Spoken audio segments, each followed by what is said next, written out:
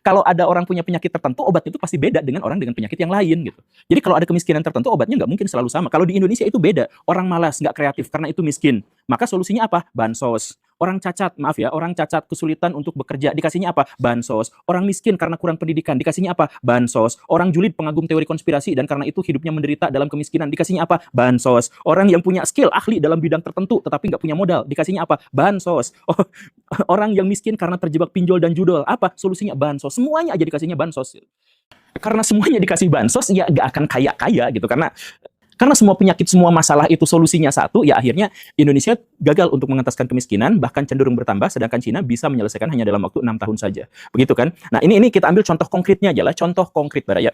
Di Indonesia itu, di beberapa daerah ada sejumlah peraturan bahwa retail modern, pasar-pasar swalayan modern, itu jaraknya harus jauh dari pasar tradisional. Karena apa? Karena untuk melindungi pasar tradisional yang menjadi urat nadi kehidupan fakir miskin. Begitu kan? Nah, karena pasar tradisional itu diasumsikan pasti akan gagal bersaing dengan pasar modern, maka pasar modern itu harus dibuat cukup jauh untuk bisa melindungi aktivitas ekonomi di pasar tradisional. Begitu, itu premisnya kan? Nah, kalau di Cina tuh gak gitu, Baraya. Orang Cina tuh mikirnya gini, pasar tradisional itu sebenarnya memiliki keunggulan signifikan dibandingkan dengan pasar modern. Kenapa? Satu, harganya lebih murah.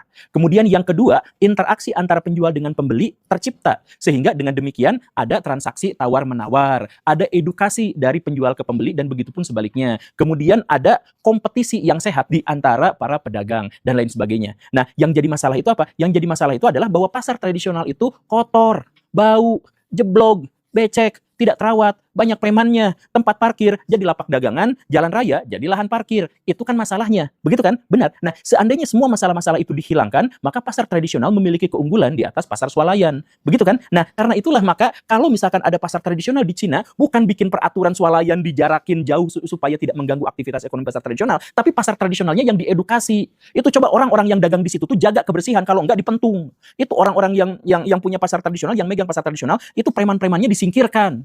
Itu jalanannya itu dihaluskan, dilembutkan. Nah, makanya Baraya cek, datang ke Cina.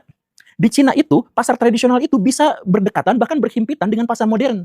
Dan pasar tradisional itu Baraya cek di sana, itu kayak di Indonesia gitu. Jadi ada yang punya lapaknya, bahkan ada yang menggelar di tikar di bawahnya, itu sama-sama ada. Tapi bersih, tapi tertata, tidak ada premannya. Nah, karena itu, pasar modern menawarkan satu hal, pasar tradisional menawarkan hal yang lain. Dua-duanya bisa bersaing, bisa diadu. Dengan demikian, gak usah bikin-bikin sampai ini pasar modern harus melindungi pasar tradisional, gak usah.